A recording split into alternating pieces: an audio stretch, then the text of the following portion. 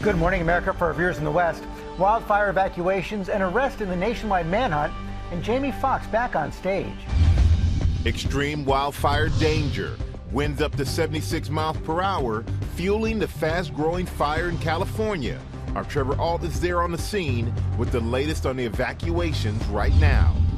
Overnight murder charges filed against a suspect in the killing of UnitedHealthcare CEO Brian Thompson, hours after he was arrested at a Pennsylvania McDonald's. This morning, new details on the 26-year-old's arrest, what police say they found, including his handwritten papers. The NYPD Commissioner and Chief of Detectives joins us with the latest. Syria in turmoil. Rebel fighters taking control of the capital after the fall of dictator Bashar al-Assad. Our James Longman is on the ground in Syria, going into one of the region's most notorious prisons. They want to show the world proof of Assad's brutality. While the search intensifies for kidnapped American journalist Austin Tice. Reaction after Marine veteran Daniel Penny was cleared of all criminal charges in the subway chokehold death of Jordan Neely, a case that divided New York City. Jay-Z fights back, overnight appearing with Beyonce and their daughter Blue Ivy after Carter moved to dismiss the lawsuit, accusing him of sexually assaulting a 13-year-old with Sean Diddy Combs. Jay-Z denies all allegations and demands the woman reveal herself. Mystery in the sky. Large drones spotted flying over parts of the Northeast. The FBI asking the public for help in its investigation. And overnight, you have no idea how good it feels, Atlanta. I was fighting for my life, but I'm here in front of you. Oscar winner Jamie Foxx on stage. He's having a brain bleed that's led to a stroke. Opening up for the first time about his mysterious health crisis that put him in the hospital for more than 20 days. If I can stay funny, I can stay alive. From ABC News, this is the Western edition of Good Morning America. If I can stay funny, I can stay alive. Jamie Foxx, bless you. Yes. Taking narrative of his own story and sharing it like that. We're also ending 2024 strong together. We're taking on the 3 for 31 movement challenge, 3 miles or 30 minutes. Not 3 minutes, 30 minutes every day for the month of December. Robin Arzon is back this morning to help us all out with that. Also, we are following the latest on TikTok's fight against being banned, how it impacts the millions of users and small businesses. Also ahead, we are tracking the ban announced by the Environmental Protection Agency of 2 chemicals found in a variety of household cleaning products. But we begin with the extreme wildfire danger out west. Trevor Ault is on the scene for us in Malibu, tracking the evacuations for us right now. And Trevor, we know one university activated its shelter-in-place protocol. Good morning, Michael. So we watched this fire absolutely erupt overnight, getting up well over 1,000 acres in total. And we've been watching the flames that have really grown here. We're along the Pacific Coast Highway. It is absolutely lined with fire units. And we watched as flames jumped over that highway earlier this morning. We had been warned by the National Weather Service that the conditions here were they were perfect, essentially, for a spread of a very fast-moving wildfire. That is exactly what we're seeing, and these wind gusts could continue through the morning, so this might get even worse through the day. This morning, mandatory evacuations for Malibu as fire rages through the hills here, just a few miles from Pepperdine University. As of right now, just watching our phones, watching everything we need to, and I don't know, trying our best to stay safe, keeping our families updated. I do have some homes that are going to be impacted here pretty soon. If we have some resources, I could use them up here. The fire growing from 10 acres to more than 850 in less than 3 hours. Winds of up to 76 miles per hour, combined with large amounts of dry brush, are fueling pace of the flames. It's nothing you can really prepare for. Just kind of keep a watchful eye and let people know around you that are kind of stuck, elderly people with children. Try to get everybody out. Students at Pepperdine under a mandatory shelter in place. The Los Angeles County Sheriff's Department deputies going door to door, using loudspeakers to alert residents to leave as quickly as possible. And because firefighters were anticipating these could be very dangerous conditions, we're told by officials that they had already deployed some assets ahead of time, and that has helped to curb some of the spread of the fire. But already with the sun coming up, we can tell you that there are some homes that have been destroyed, and these flames are still burning out here today. Robin. All right, Trevor, our thanks to you. We're going to turn now to breaking news in the fast-moving investigation into the suspect in the killing of UnitedHealth CEO Brian Thompson. Overnight, the 26-year-old was charged with murder hours after he was arrested in Pennsylvania after being spotted at a McDonald's several hours outside New York City. Senior investigative correspondent Aaron Katursky is in Huntington, Pennsylvania with the latest for us. Good morning, Aaron. Good morning, Robin. The suspect is now being held this morning at this Pennsylvania state prison following his arrest at that McDonald's. When police confronted him, they said they knew immediately, that's our guy. He's now charged with murder, and police say he was carrying evidence that could point them to motive. This morning, Luigi Mangione is charged with the murder of UnitedHealthcare CEO Brian Thompson. The 26-year-old led by police in handcuffs, appearing in a Pennsylvania court on local gun and forgery charges.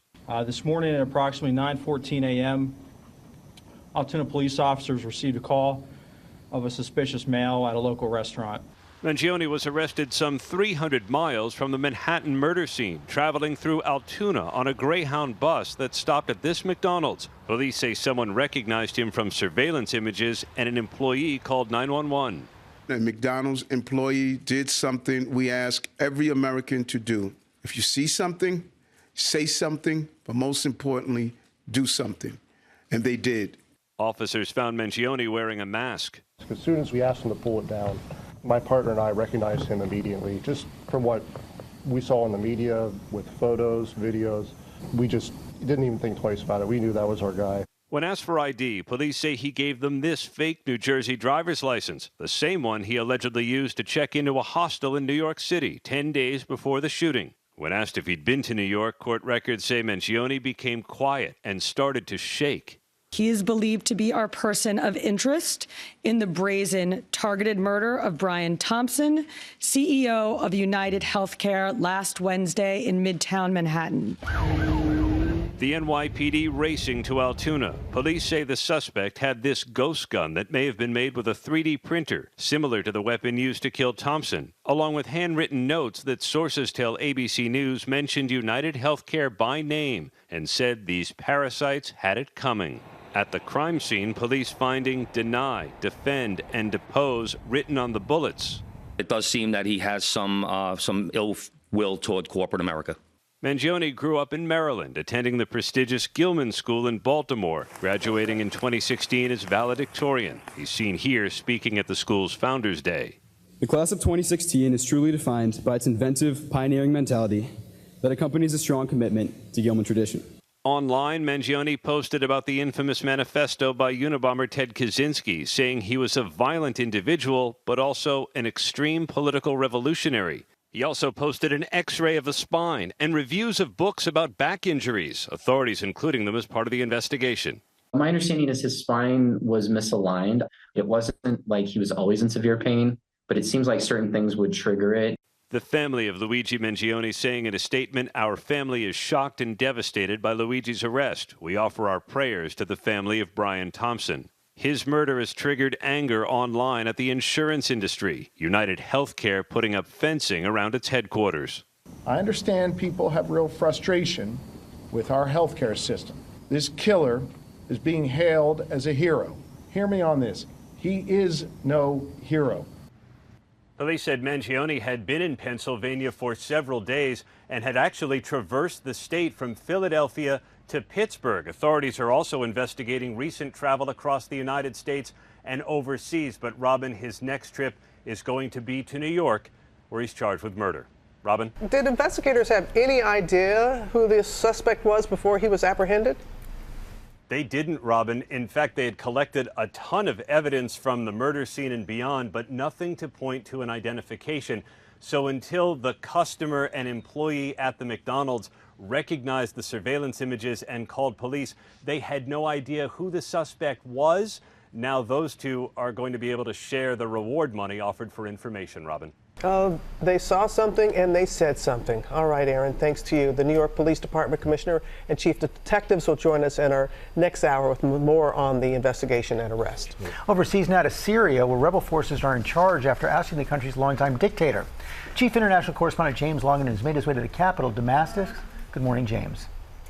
Hi guys, I'm at Sednaya prison just outside Damascus, one of the most notorious in the region, probably in the world. This is where political prisoners were held for decades, and I've got to tell you, what I've just seen has been incredibly distressing. Tiny rooms where people were held for years and years, alleged instruments of torture, and now we're seeing families streaming in, trying to find answers. They have not known anything about the loved ones that have disappeared, and now they're trying to find out. The true nature of Bashar al-Assad's regime is becoming much clearer this morning. This is Sednaya prison, one of this region's most notorious. Assad locked up political prisoners for decades here. Finally, they're going free. Families stream in, desperate for news of the people they lost. We arrive to find a man reading names from a list. They are all the people thought to have been hanged here. People who lost loved ones hold up the nooses that may have killed them. They want to show us, they want to show the world proof of Assad's brutality. The ropes that hanged probably hundreds, maybe thousands of detainees. This man confronts me. My son was 15 when they took him. Where is he? We want answers, he cries. He was taken 11 years ago. They all have pictures. They all have stories. In the depths of the prison, tiny cells with no windows. And in another room, a hydraulic press, they say, crushed the bodies of the dead. All of this to keep one man in power. But now former President Assad is in Russia, where Vladimir Putin has granted him asylum. This while the new group now in charge, Hayat Tahrir al-Sham, tries to stabilize the chaos of revolution. Its leader, Ahmed Sharaa, already holding talks about transition. This while the search intensifies for Austin Tice, an American journalist kidnapped while reporting in Syria in 2012. Maybe this is the moment that will lead to his release, and I know that we are actively hoping and praying for that. His family holding on to hope as a source tells them he is alive and well. This morning, US officials are looking into reports Tice may be in or around Damascus. And as all this chaos swirls, last night was a really worrying night for the people of Damascus because we heard the relentless sound of Israeli airstrikes around the capital. Now, Israel, of course, is concerned for its security, but for the average Syrian, that is terrifying. Guys. Yeah, it definitely is terrifying there, James. Thank you for that. President-elect Trump's pick for Director of National Intelligence, Tulsi Gabbard, is facing questions about her views on Syria and deposed dictator Assad. Chief White House correspondent Mary Bruce joined us with more. Good morning, Mary. Good morning, Michael. Well, Tulsi Gabbard is now facing a real uphill battle and real questions about her experience and past comments about Syria.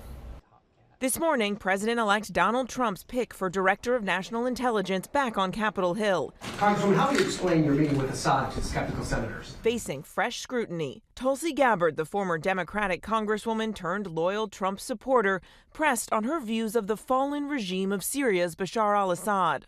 Hey, Ms. Gabbard, what do you make of the ouster of Assad? What should happen next in Syria, Congresswoman? Gabbard made an unsanctioned trip to Syria in 2017 to meet with Assad and has argued the brutal dictator was not an enemy of the U.S. Assad is not the enemy of the United States because Syria does not pose a direct threat to the United States. How has this war to overthrow Assad actually helped humanity?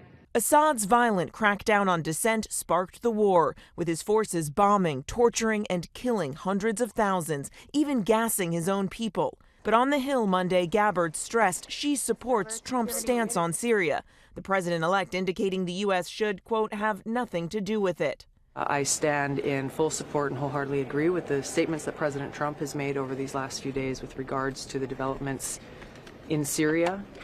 My own views and experiences have been shaped by my multiple deployments and seeing firsthand the cost of war and the threat of Islamist terrorism. Gabbard, a veteran who has never worked in intelligence, would be overseeing 18 intelligence agencies with a $100 billion budget. Some Republicans not yet sold. We're going to sit down and visit. That's what this is all about. While across the Hill, another embattled Trump pick may be gaining ground. Pete Hegseth, the former Fox News host tapped by Trump to lead the Pentagon, meeting again with Senator Joni Ernst. That was a great meeting. The Iowa Republican is the first female combat veteran to serve in the Senate and a survivor of sexual assault. Her vote will be critical. Now saying she supports Pete through this process. Well, you said supporting the process. It doesn't sound like you're a yes yet. Is that fair? I am supporting the process. Now, both Hegseth and Gabbard are expected back on the Hill today, making the rounds, trying to shore up support and get enough Republicans on board to get over the finish line. Robin. All right, Mary, our thanks to you. Now, reaction after a jury cleared a Marine veteran who placed a chokehold that led to the death of Jordan Neely on the New York City subway. Daniel Penny was found not guilty of criminally negligent homicide. Stephanie Ramos has more for us. Good morning, Stephanie. Robin, good morning. There was applause and audible cries in the courtroom when the verdict for Daniel Penny was read, not guilty, ending a case that has reignited the debate on race, mental health, and public safety. Overnight, Marine veteran Daniel Penny, a free man and celebrating with his attorneys after being cleared of all criminal charges in that deadly chokehold that took the life of Jordan Neely on a New York City subway. After 5 days of deliberations, a jury finding the 26-year-old not guilty of criminally negligent homicide. In the courtroom, Neely's father erupting in anger after the verdict, cursing in the courtroom, and eventually forcibly removed by a court officer. Outside the courthouse, he called the system rigged. I miss my son. My son didn't have to go through this. I didn't have to go through this either. As he spoke, protesters chanted, "Say his name." Counter-protesters calling Penny a hero. Penny is innocent. The case dividing New York City, authorities saying Neely suffered from mental illness and drug addiction, and prosecutors admitting the 30-year-old homeless man made threats on that subway in May of 2023, but arguing that Penny's hold was excessive and lasted almost a minute after Neely stopped moving. I just put him out. The defense maintaining Penny never intended to kill. I'm just trying to de-escalate the situation. The judge dropping the most serious manslaughter charge against Penny last week after the jury deadlocked, but all 12 jurors voting not guilty on that remaining lesser charge. Jordan Neely's family vows to pursue a civil lawsuit. Now, lawyers for Penny say they're pleased with the verdict, adding that New Yorkers can take some comfort in knowing that they can continue to stand up for one another without sacrificing their rights or freedoms. George. Stephanie Ramos, thanks. We return now to the Environmental Protection Agency announcing the ban of 2 chemicals found in a variety of household cleaning products. Eva Pilgrim has the story. Good morning, Eva. Good morning, George. This is major. The EPA announcing it's banning 2 chemicals used in everyday cleaning products. The new ban is for all uses of trichloroethylene, TCE, and perchloroethylene, PCE. Now, both are known to potentially cause various types of cancer. TCE is found in cleaning products like wipes, degreasers, and carpet cleaners. PCE is commonly used in dry cleaning. The EPA saying in a statement, it's simply unacceptable to continue to allow cancer-causing chemicals to be used when safer alternatives exist.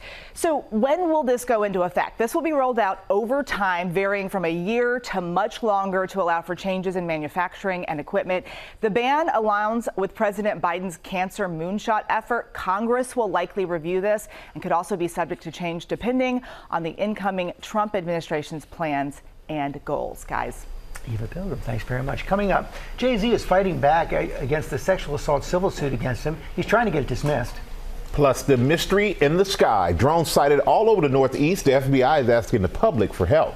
And breaking overnight, Jamie Foxx speaking about his mysterious illness in his new comedy special. Coming up, it might look like the North Pole, but this morning we're in Longwood Gardens. That's just outside Philadelphia. Don't miss the Winter Wonderland.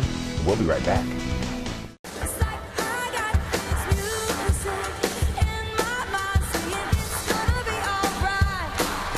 Back here on GMA, Swifties still trying to shake it off after Taylor Swift's Eras Tour came to a close. But Taylor did something very special and generous to celebrate the entire dream team behind her record-breaking tour. Lara has all those details coming up in Pop News. I hear you do that shake it off, and I'm going to give an idea to our producers. We can probably do a show where we reference a song in every introduction to every story. Don't challenge it. I know. Don't challenge it, because they will do it, They will do it. They'll do it. Simone just said she's in. Here are the top headlines are falling right now, including the latest on the breaking news overnight in the investigation into the suspect in the killing of UnitedHealthcare CEO Brian Thompson. Overnight, the 26-year-old was charged with murder hours after he was arrested in Pennsylvania after being spotted at McDonald's several hours outside New York City. Also an urgent evacuation overnight when Mount Canyon erupted, lava stream from the volcano moving down the mountainside. 87,000 people rushed out of their homes. Flights have been canceled and diverted. Officials have raised the alert level, warned there could be more eruptions coming in the coming days. And this morning, we are remembering the life and legacy of renowned poet Nikki Giovanni. Her first poetry collection was published in 1968, Black Feeling Black Talk. Giovanni was diagnosed with cancer 3 times.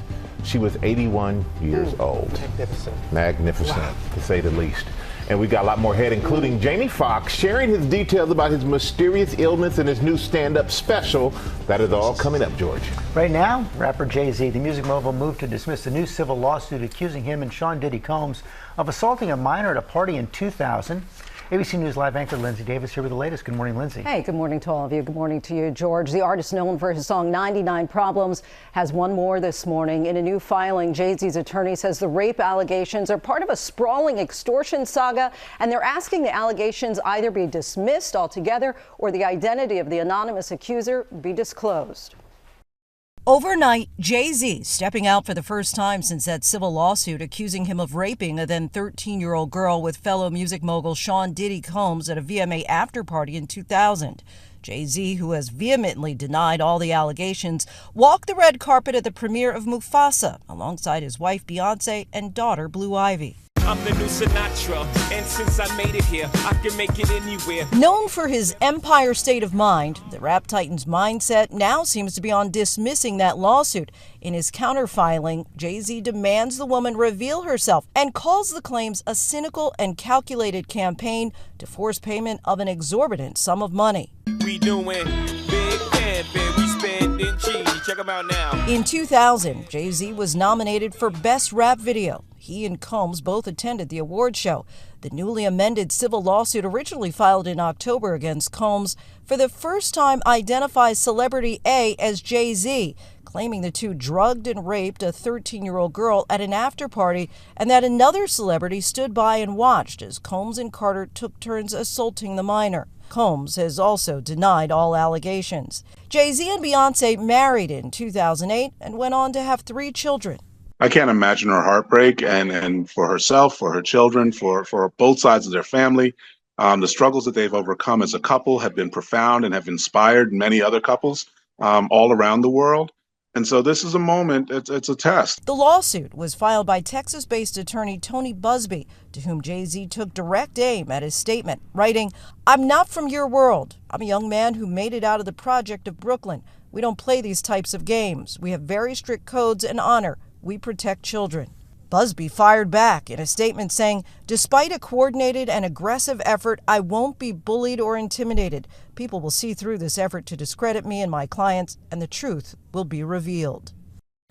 While Jay-Z has challenged the accuser's lawyer to change the civil lawsuit to a criminal complaint, that's actually not possible. In the state of New York, the statute of limitations on rape is 20 years. And again, keep in mind, this allegedly happened 24 years ago. That's right. And just appreciate how nightly on ABC News Live, the interviews that you have and just all that you bring us, really, really appreciate it. That means so much. I really appreciate the humanity behind the headlines. That's it, the humanity behind it. I want to use that. That's going to be my next book. Thanks for the heads up. Thank you, Linsey. We got the mystery in the sky now. Drones sighted all over the Northeast. The FBI is asking the public for help. Janae Norman is in Kennett Square, Pennsylvania, with that story for us. Good morning, Janae.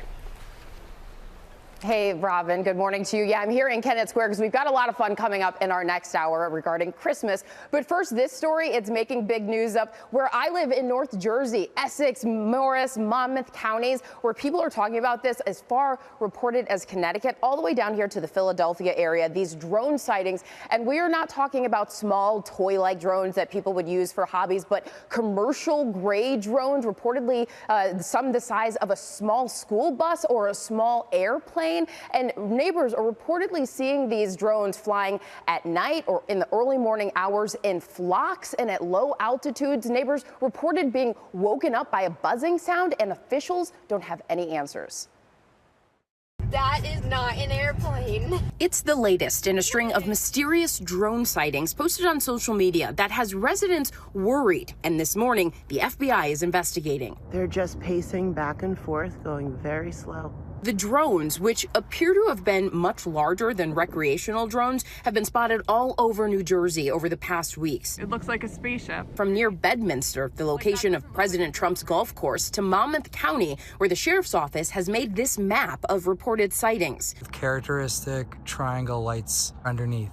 To Morris County, where 21 mayors signed a letter voicing their concerns to New Jersey's Governor Murphy. We don't see any concern for public safety. Having said that, it's really frustrating that we don't have more answers as to where they're coming from. And the sightings seem to be spreading. This is the third time that it's come around.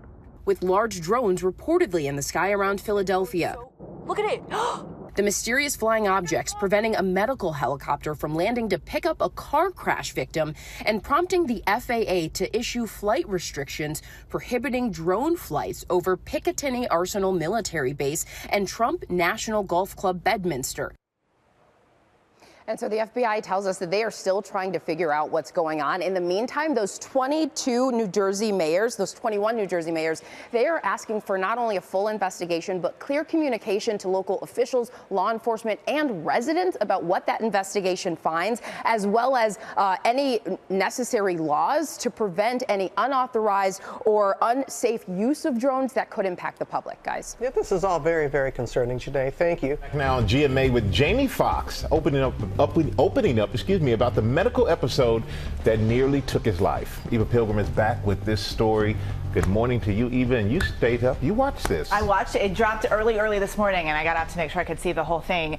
Jamie Foxx has no memory of 20 days of his life. For the first time, he opens up about the stroke that put him in the hospital as part of a new comedy special. He takes the audience on the emotional and somehow wildly funny roller coaster that was his recent health troubles, and through it all, he says he never lost his sense of humor. I was fighting for my life, but I'm here in front of you. This morning, Jamie Foxx opening up for the first time about the mysterious health crisis that put him in the hospital for more than 20 days. The doctor giving his sister the bad news. He told my sister some horrible news about her big brother. He said he's having a brain bleed that's led to a stroke. In April 2023, Jamie Foxx was hospitalized in Atlanta after an unknown medical complication. He and his family sharing few details at the time, only saying it started with a bad headache. So I asked my boy, I said, listen, I need a aspirin. Before I could get the aspirin, I went out. I don't remember 20 days. But now, in his just-released Netflix stand-up special, what had happened was the comedian manages to find the humor about that dark time. Said I couldn't walk, but look at me now. The actor saying he had given up. On May 4th, I woke up. And when I woke up, I found myself in a wheelchair. I couldn't walk. Thanking the therapist who pushed him to get better, slowly but surely. She said, I can help you, Jamie Foxx. But you got to tell me what's really going on with you. You're dizzy, right? I said, yes, ma'am. You're so dizzy you can't walk. I said, yes, ma'am. She says, you remember the movie Karate Kid? I said, yes. She said, we're going to wax on, wax off.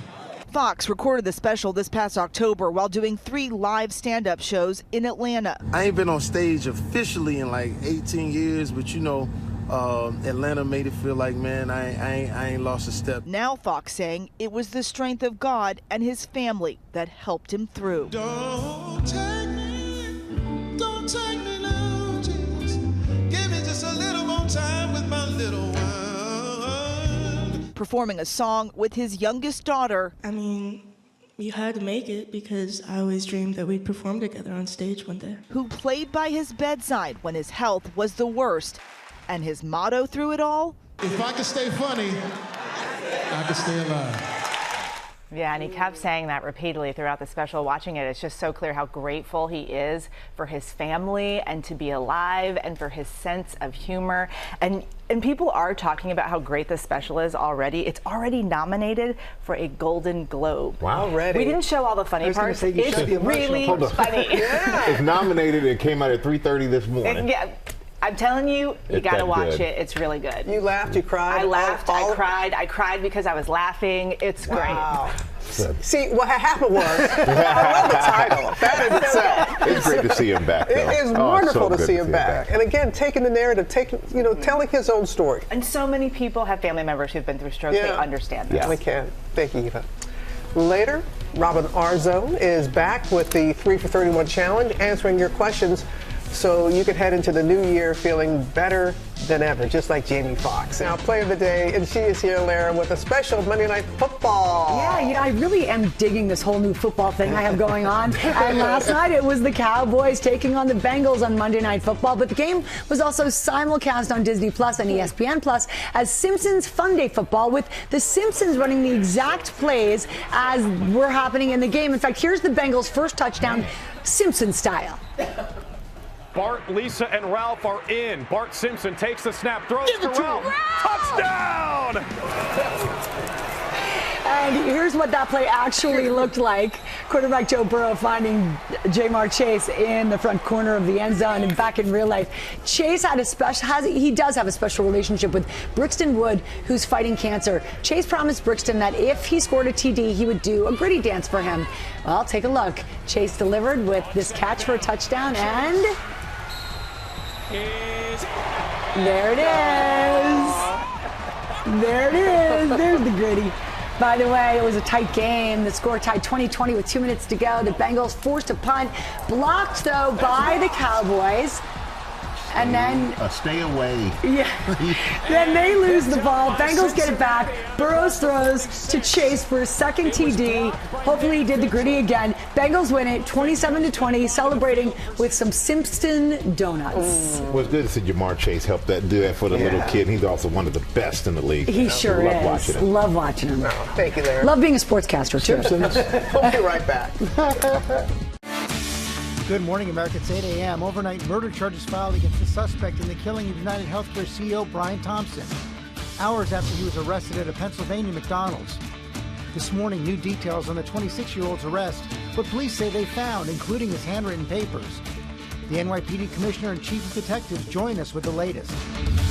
TikTok's fight.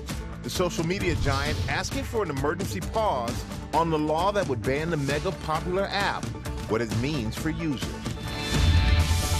It's an all-star lineup for New Year's Rockin' Eve. Don't miss our exclusive reveal of who will be performing their biggest hits from coast to coast. Joining Ryan Seacrest and Carrie Underwood. And step into Christmas with GMA's Jolly Holiday Countdown. Oh my God! With just over 2 weeks until Christmas, we're breaking down the best holiday decorating hacks, from wrapping tools to DIY color block ornaments. Plus, Janae Norman is live from Longwood Gardens outside Philly with the mastermind behind one of the merriest Christmas displays in America. How you can branch out this year to make your Christmas tree a showstopper. I give you the Griswold family Christmas tree. All right, not quite that bright. It's all ahead as we say good morning, America. Live in Times Square, this is GMA.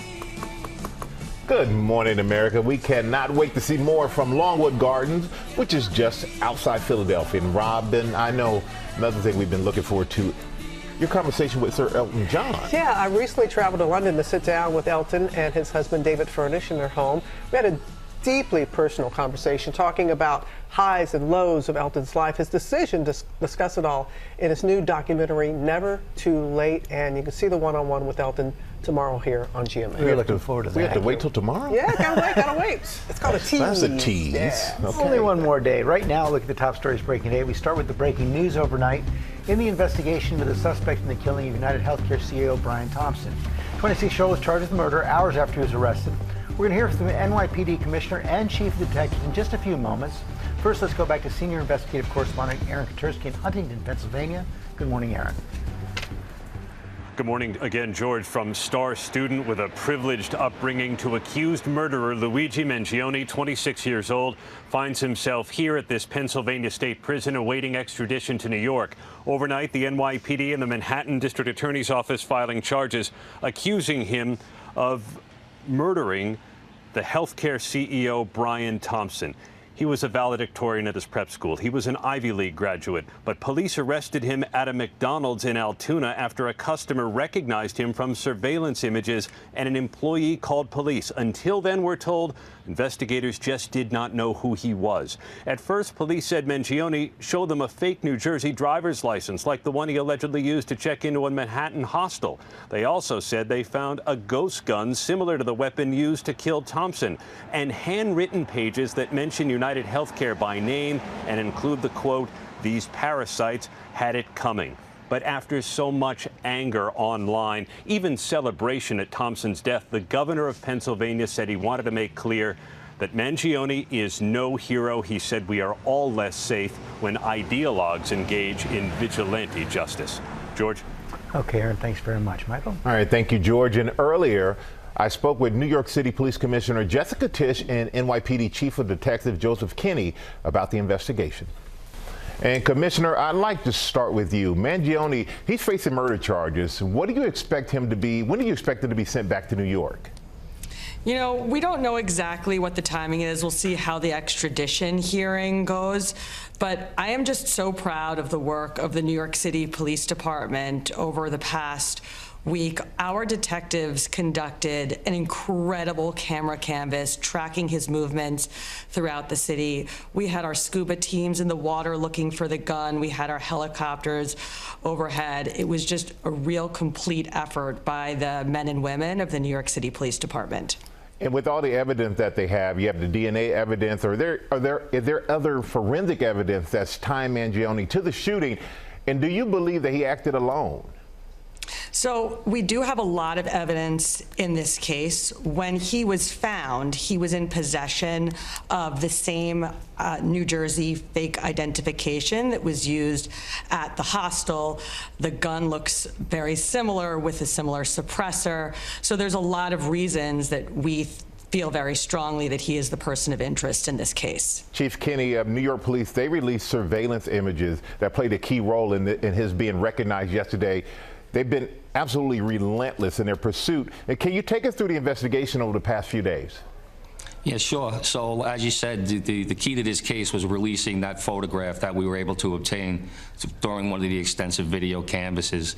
And once we released it to media, we asked the public for help, and we asked the media to broadcast that nationwide.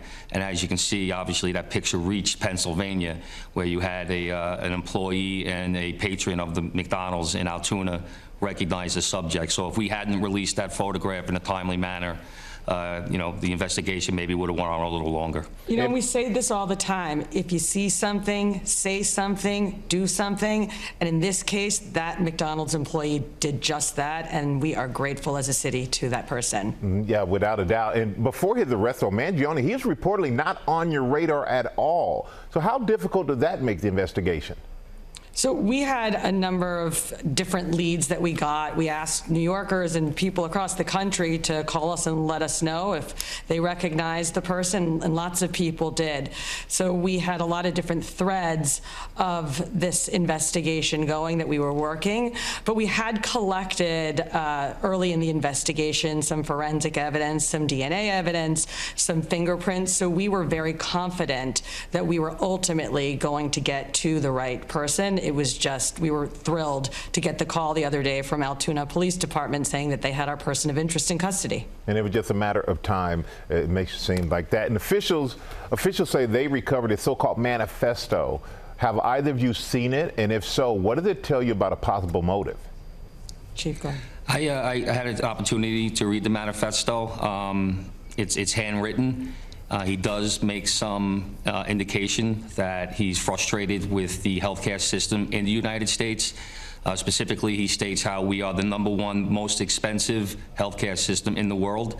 yet the life expectancy of an American is ranked 42 in the world.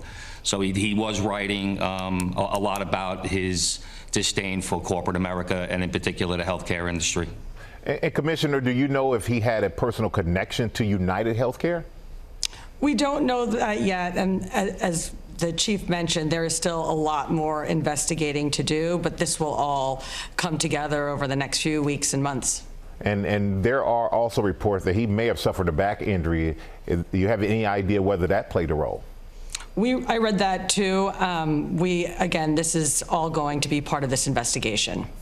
All right, well, I appreciate both of your time. I know it's been an incredible week, and you know, both of you have done an incredible job along with your team. So thank you both for sharing that with us this morning.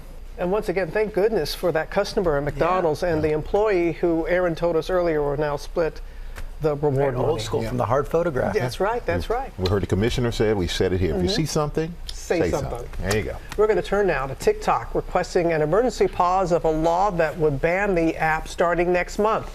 The company wants to give the Supreme Court time to decide if it should review its case. Andrew Dimbert is here tracking the latest for us. And Andrew, millions of TikTok users, they're following this closely. Good morning. That they are. Good morning, Robin. TikTok just filed an emergency motion to stop a U.S. ban against the app from taking effect next month. TikTok is a source of income for not just influencers, but businesses, small and large, with many American users saying their livelihoods are at stake here. This all comes just days after the popular social media platform, which has more than 170 million users in America, lost a challenge against the impending ban in a federal appeals court. Now, TikTok is asking for at least a pause on the ban to give the Supreme Court time to determine whether it should review the matter. Since the nationwide ban of TikTok is set for January 19th, one day before Trump's inauguration, a legal pause would also potentially allow the new Trump administration an opportunity to weigh in. As it stands, the Chinese-based company ByteDance is required by law to divest in TikTok in the United States by next year or be banned in this country. TikTok claims U.S. creators could lose more than $1 billion in revenue during the first month the ban is enforced. Guys. $1 billion in 1 month. Okay, Andrew, thanks very much.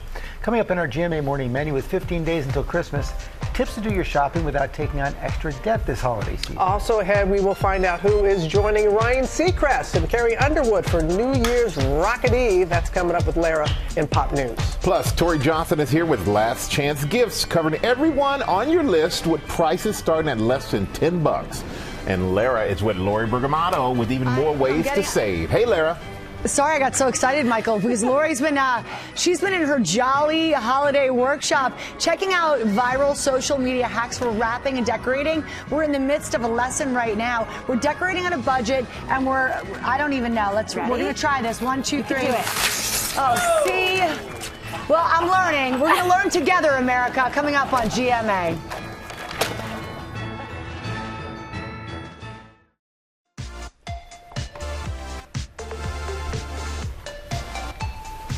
Welcome back to GMA. Timothée Chalamet joined us Friday to talk about his portrayal of the legendary Bob Dylan in the new movie, A Complete Unknown. I cannot wait to see that. I want to see that as well. Yeah. Right now, our GMA cover story. Americans expect to spend more than $1,000 on average this holiday season. Elizabeth Schulze joins us with strategies to avoid extra debt. Good morning, Elizabeth. Hey, good morning, George. You know, this is the time of year when a lot of shoppers get what's called frugal fatigue. It is very easy to overspend when you're getting bombarded with ads and holiday sales. So you definitely do want to price shop right now at different retailers. Remember, a lot of stores are price matching. So if you find something at a lower cost with a competitor, they'll match that price. You also want to set a dollar limit for every gift on your list. This is not too late to do this. In our family this year, we agreed to a set amount for each family member, which, by the way, that did include shipping costs too. And to really stick with the budget, you might want to consider using cash instead of a credit card. If you take out that exact amount of cash you need, going to be harder to overspend. Remember, you can also deposit a lump sum of money on apps like Apple Cash on your phone. And once you reach that limit, though, you got to be done spending, George. But if you do use your credit card, what should you know? you know, it is still so expensive to pay down that debt. The average credit card interest rate now about 21% according to Bankrate. Surveys show a lot of consumers are actually still paying off holiday debt from last year. So take a minute, pull up your credit card statement from January. That'll give you a little bit of a reality check on how much you spent last December and maybe help keep some guardrails in place for this month. Also, check what rewards you have available on your credit card. Could be a good time to redeem some of those points. You could use the cash back to help buy holiday gifts. And as always, you want to try to pay more than the minimum balance on that card, George. When you get your statement, that can help your debt from accumulating too much. That is definitely so important. Some people are going to go over budget. What do they do? You know, a good time to download an app that can track your spending just to see where your money is going. This does not have to be complicated. A basic way to know how much you earn versus how much you spend. And then once the new year starts, think about setting a goal of how much of your paycheck every month will go toward paying off your debt. Maybe next year you set up what's called a holiday gift fund. You put aside a small amount every month, and that will add up by the time we get to the holiday shopping season where we are now, George. A lot of good advice. Thanks, Elizabeth. Some really good advice there. We are just 2 weeks until Christmas, like we need to tell you that. It's already looking very festive. Where Janae Norman is for us this morning, Longwood Gardens in Kennett Square, Pennsylvania. Oh, looking good. Good to see you again, Janae. Nice to see you again, Robin. How many days did you say until Christmas? I'm not repeating 2 weeks, it. You right? know, 2 weeks. know. 2 weeks until Christmas.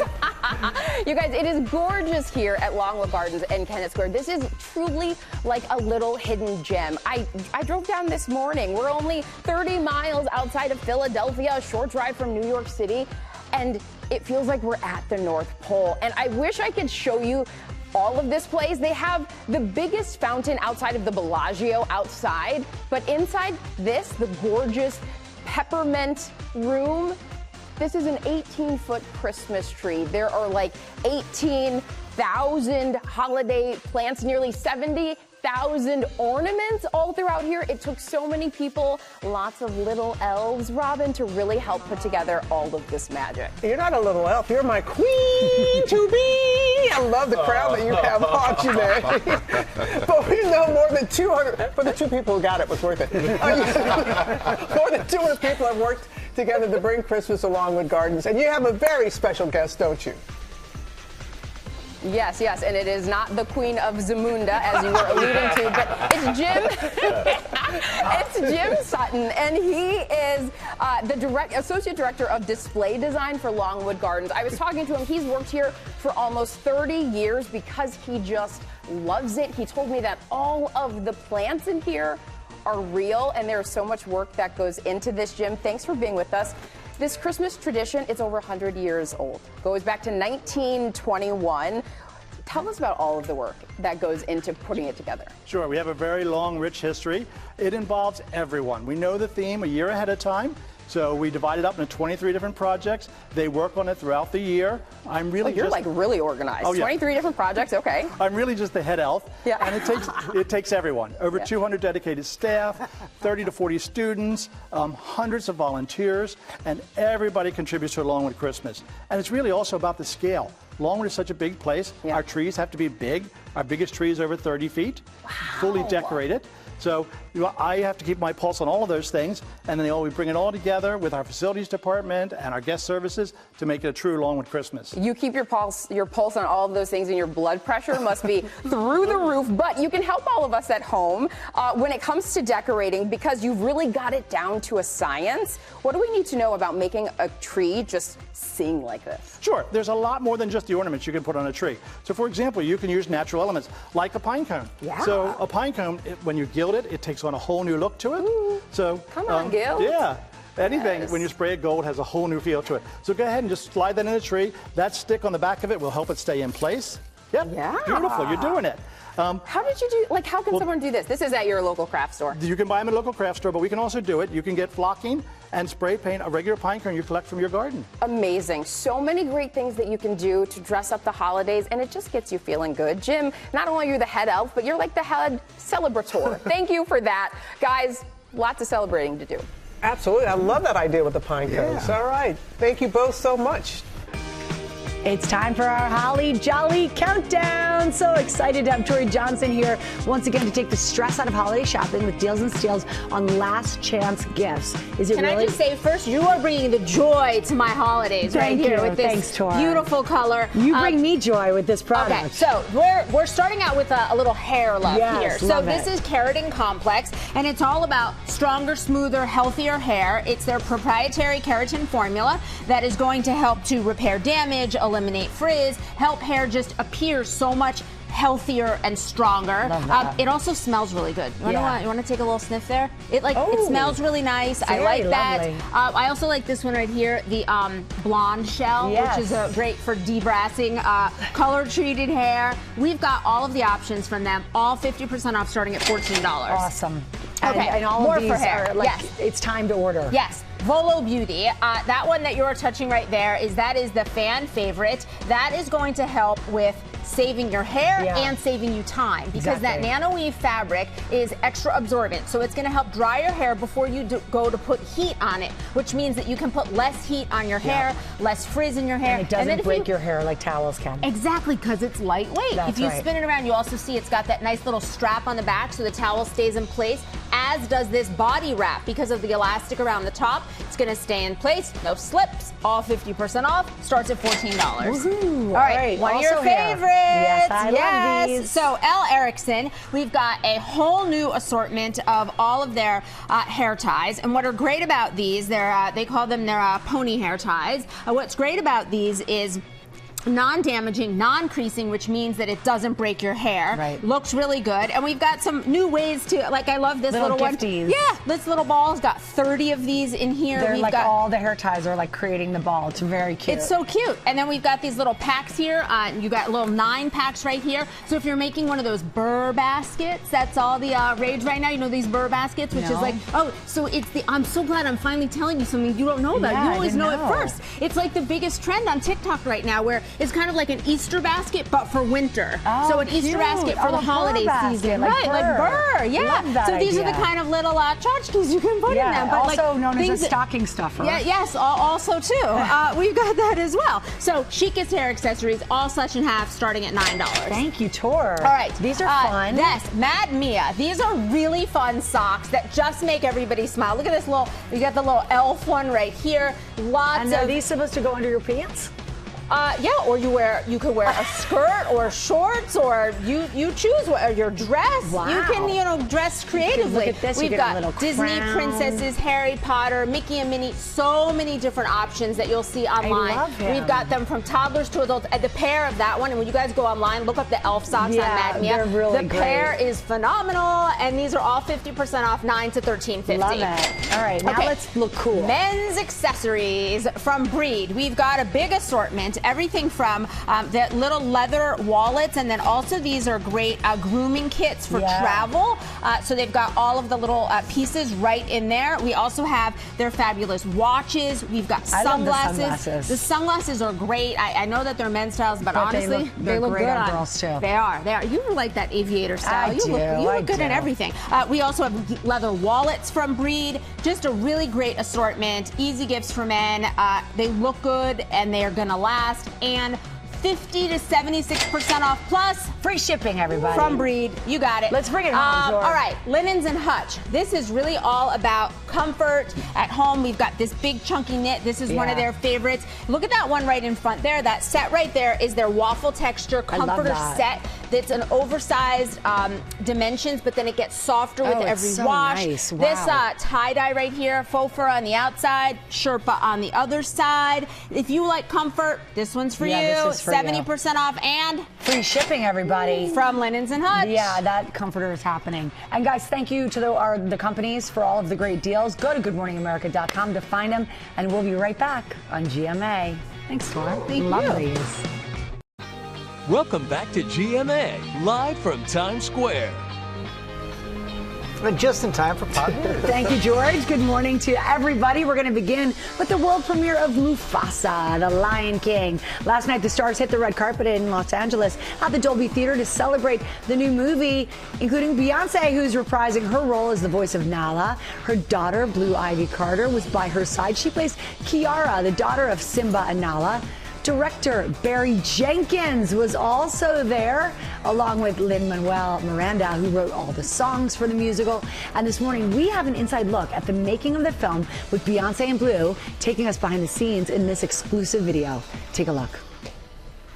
We're here today recording The Lion King. Don't stare at me when I can't help it. He's just too beautiful, girl. I'm gonna be right here closing my eyes. If I told my younger self that I was in a movie, I'd never believe myself. And well, you are, girl. You are. Seeing Blue as Kiara and hearing her voice come out of that character. Oh. Give me a second, because I'm still I can't believe that's my baby. Oh, that's so amazing. It was really hard to focus and to do my job after that. So I was like, wait, hold up, guys. Y'all gotta give me a second. I have to digest that. I'm so proud of her. Oh, mommy. Somebody wants to join. It's just a really amazing experience, and I feel like everybody that's a part of this is so helpful and supportive. The director, Barry, is a really sweet person, and he tells me ways that I can improve in my lines, and he's very supportive of me and tells me in the nicest way possible, and I feel like so does everybody else. And I feel like this is just a great experience for me, and I'm really happy for girls that look like me all around the world are able to watch this movie and hear and see themselves in it.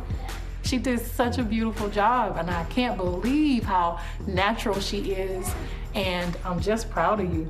I'm so proud of you, and I can't believe how big and grown up you are, and I'm proud that she's gonna represent so many young brown girls around the world. Nobody's prouder than mommy. What'd you do today? I just did the voiceover for Kiara, the Lion King. Now let's go do our play date. And cut. Oh my gosh, that is so darn cute. So Mufasa, the Lion King, opens in theaters nationwide on December 20th. About a week ago, we got a little sneak peek. It is magnificent. Really excited about it. Hey, we have a music exclusive for you guys as well this morning. The producers behind Dick Clark's New Year's Rockin' Eve with our friend Ryan Seacrest have shared with us more of their all-star lineup for the big show just 21 days from now. And they include Alanis Morissette, Renee Rapp, TLC, Ja Rule, Fat Joe, and Blake Shelton among the latest additions to the performance lineup. They join Grammy winner Carrie Underwood, who performs a medley of her biggest hits before the ball drops. CMA New Artist of the Year winner Megan Maroney will be there. She'll also perform alongside Lenny Kravitz, Teddy Swims, Thomas Rhett, Luis Fonsi, all performing from various posts across the United States and in Puerto Rico. This all happens on ABC beginning at 8 p.m. Eastern on New Year's Rockin' Eve. It's a big show. It's hard to imagine that they all get time, but they do such a great job producing. It's going to be awesome. And then finally, a big thank you from Taylor Swift to her crew at the close of her record-breaking Eras tour. With over $2 billion in ticket sales at 149 shows across the globe, this morning we now have a new number to report, 197 million. That is how much Taylor Swift handed out in bonuses to her team, from the dancers to the drivers to the merchandise sellers over the duration of the tour, according to People magazine. Taylor thanking everyone who helped make the tour happen with checks on top of their salaries. Now, no word yet on what that breaks down to per worker, but last year we do know it was reported that she handed out $100,000 bonuses to each of the truck drivers who hauled her equipment around the country. Taylor calling the Eras Tour the most thrilling chapter of her entire life. She's making it also a thrilling chapter to the many folks who helped her get it done. CEOs take note. CEOs take note. How she is able to do this. She's consistently done that throughout her career. Yeah, I was happy to share that story with you all. That's Pop News. Yeah, we want Taylor to take note. We can drive too. You better drive all that in your son. That's really awesome on her part. Yeah, you know what? You better go strut. Strut on over there. I want to take you on a little journey, everybody. Let's go. We're going to help you deck the halls with DIY decor. Lifestyle contributor Lori Bergamotto is here with her workshop with the latest hacks from the internet. Yeah, nice hat. As well as the must-have tool for all that wrapping we're going to do. Good morning to you, Good morning. Lori. Welcome to the workshop. Welcome to the workshop. Let's start with this tool. Yes, let's start with it. This is the little elf cutter. What? So this thing is great. You can get 2 for under $14. And if you're, do you wrap a good gift? I do. You do? Yeah, but this is really going to help me do better. I'm impressed. Okay, well, if you're left-handed, have arthritis, or if you just can't cut a straight line, if you'll do that one for us, you'll see it just has a little blade in there. Go ahead and go real fast. Right down. There we go. Wow. You just loop it in. That is genius. And it is genius, and it makes things so much easier when you are wrapping gifts. People saw this on Shark Tank. I'm not going to do that one, but people saw this on Shark Tank. It went viral, and here we go, guys. I'll do it. There we go. All right. That thing's great. So, again, you can get that for not a lot of money. Okay. Now we're going to do some color block ornaments, which are popular. Everyone was oohing and eyeing over really these. cool. So, on TikTok, people are excited about the fact that they can save over $60 because when you buy a pack of these retail, it costs over $75. Yeah. We did these for under $10. So, Michael, if you will do this with me, go ahead and pop open your green paint. Okay. Now, be careful. We're doing this on live television, so please don't get this on your suit. You're going to put a little bit in there, a healthy amount, maybe like a 10-second squeeze in there. Take your medicine dropper that should be on your tray. Got it right here. And then you can thin it out a little bit with some water. You could thin it out with Mod Podge or rubbing alcohol. In Lori's workshop, we tried all three. I found the rubbing alcohol worked best. Plug it here and start shaking. So you're going to want to do this. Yeah, I know. It's a little dangerous. You're going to want to start. You're going to want to do this for about 30 seconds to 2 minutes. So I'll stop for a second, and you can see. Oh my goodness! Look already how beautiful, right? So look at you, artiste Michael Strahan. Yeah. So you just want to let these dry. You can dry them upside down or upright. And only got a little on my hands. And you only got a little on your hands. It's kind of a lot. Well, you can be. It's all good. It went from a little to a lot because I grabbed the spot where I was. Okay. Well, again, this is super easy to do. Once they dry, you just put the ornament topper back in. And a nice assortment of colors. Make it what you want. Thank you. Okay, Michael Strahan. I'm excited about this. Can this has you been believe? Trending online like crazy. Started in the fall and Halloween, and now it's the holidays. Can you believe that is this pool noodle? We took this pool noodle, folded it down, zipped. How cool is that? In a U shape, zip tied it, added some glasses. And then you just take dried fake flowers here, artificial florals, and you just start poking them in right into the pool noodle. So you can go ahead and do that. It's so inexpensive, so impactful. People are loving this because they are really versatile and customizable for any holiday. I love that. I would have never thought about that. I know. Okay. All right, so we're going to make you paint again because you're so good at it. The doormat. You gotta make it. Okay, this is the viral doormat sweeping the nation. Okay. So everybody got so excited about this because it's just $5. It is made out of coir, so it's an outdoor mat when people are coming to your house. You can go ahead, Michael, and start painting. I was doing the lawn here, the snowy entrance. And all you do is you take some painter's tape, you stencil out your little gingerbread house village. There you go. Get in there, Michael Strahan. And then you can just let it dry. You can see I made one last night. My kids, I have to say, for all the parents out there, were obsessed with this activity. It does take a while because this is a coir mat. It holds a lot of paint.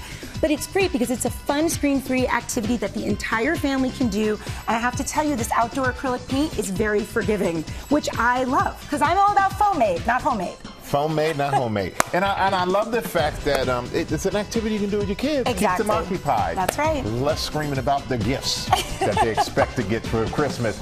All right, you can find directions for all of these ideas on our website, goodmorningamerica.com. The holiday season is here, but this month we are committing to the 3 for 31 challenge, teaming up with our Fabu contributor, Robin Arzone, to take charge of our health before the new year.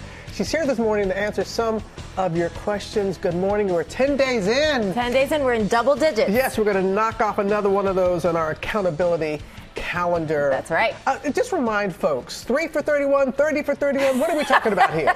So it originally started as a running streak challenge where we were running 3 miles a day. Yeah. But then I discovered there are lots of folks who don't want to run. That's okay. Then we migrated to 30 minutes of movement a day, right? So we are moving every single day in December, whether it's 3 miles on foot or 30 minutes of movement. That's how you're going to get the job done. Every day, though. Every day. And that has been the trick there, because yesterday I really didn't want to. I mean, I've been running some. I've played tennis. Yesterday was Pilates, and it was just the movement. So how should we be feeling about 2 weeks in now? Well, now is when your body's like, okay, are we doing this, right? So this week is the week that you do need to mentally push through in order to physically achieve it. So tell yourself the empowering story. Tell yourself that you've got this, and speak to yourself like you would a friend. Okay, an empowering story and reminding yourself of that. I like that. Thank you for admitting, because people are just really challenged with that. But we're going to have the Ask Arzon. I love it. Okay, you love that? Yes. So we have some icons we're going to put up over there. You select an icon, and that will determine the question that I ask you from one of our viewers. Okay. I love a bike. Let's start with the bike. How do we know you were going to start with the bike in this Peloton? Okay, this is the question that's coming. Hi, Robin. It's Michelle in San Francisco, and I haven't made it out to the Peloton studio in New York lately because I have a 3-month-old now.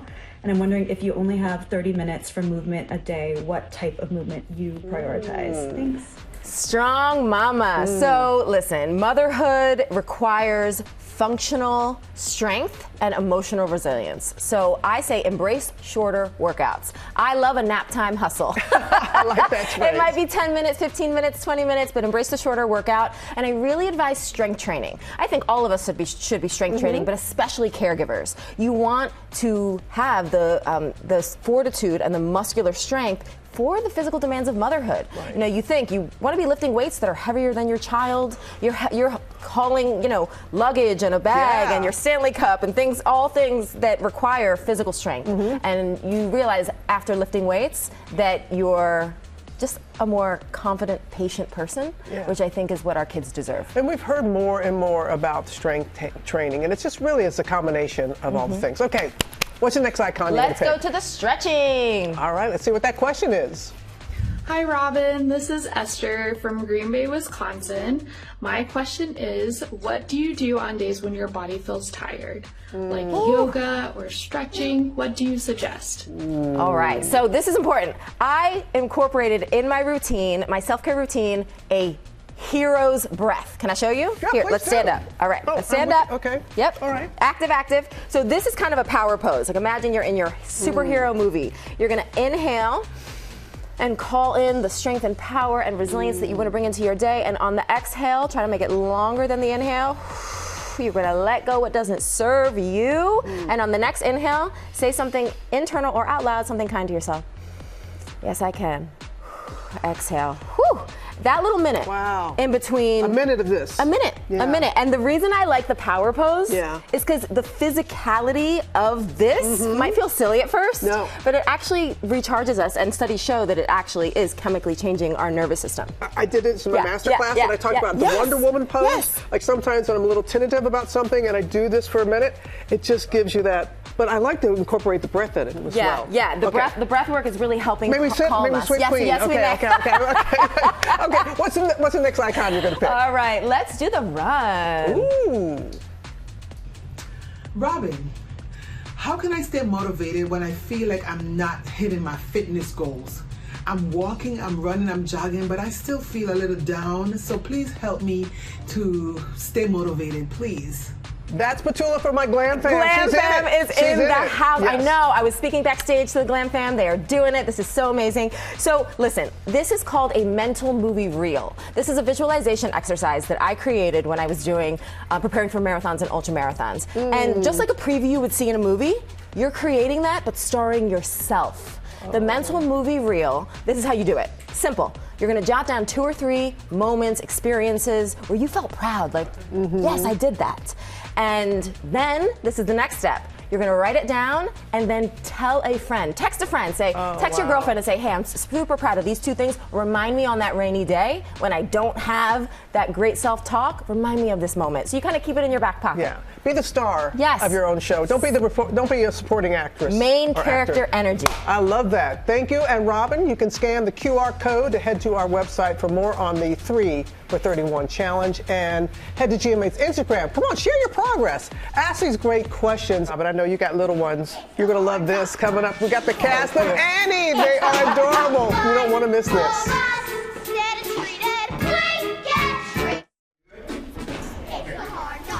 We are back now with the musical sensation Annie, returning to New York City for the first time in more than a decade.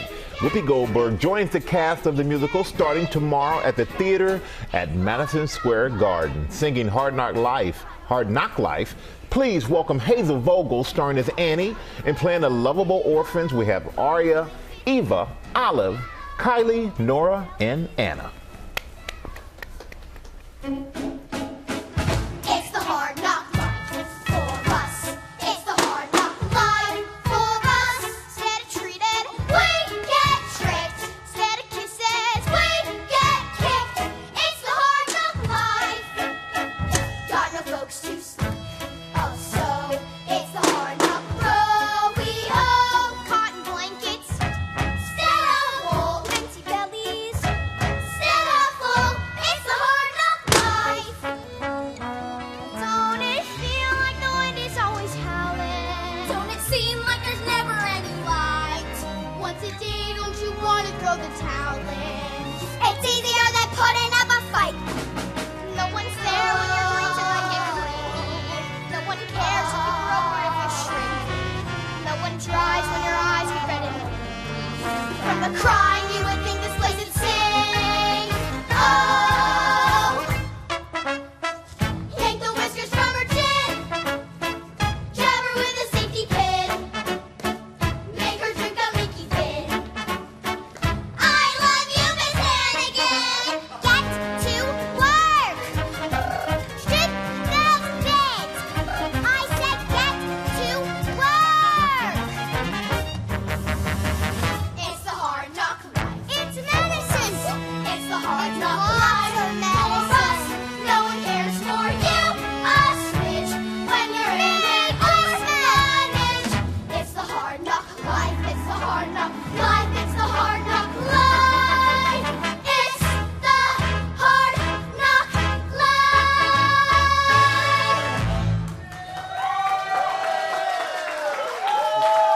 Okay, we fell in love. Yeah, that just made our Thank you to the cast of Annie for that fantastic performance. Annie runs through January 5th, so get your tickets now. They're so cute. Everyone.